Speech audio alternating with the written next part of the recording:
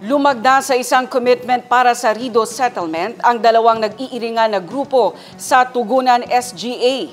Ayon sa Police Regional Office Bar, hudyat ito ng pagsasapormal ng resolusyon para ayusin ang nangyayaring gulo sa pagitan ng dalawang grupo sa lugar. Ang detalye sa report.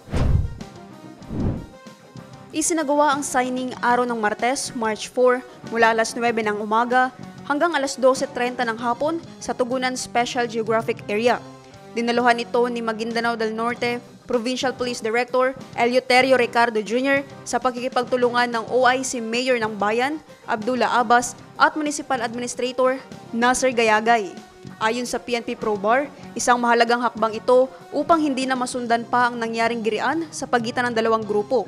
Alas 8:50 ng gabi araw ng Linggo, March 2, ayon sa militar, nang sumiklab ang putukan sa pagitan ng grupo ng isang Kandotoy Abdullah, miyembro ng National Guard ng MILF at grupo ng isang Apang Abdul Karim, kapatid ng napaslang na si Phil Zakaria Abdul Karim ng 11-8 BC BF MILF sa Makabual, Tugunan SGA BARM.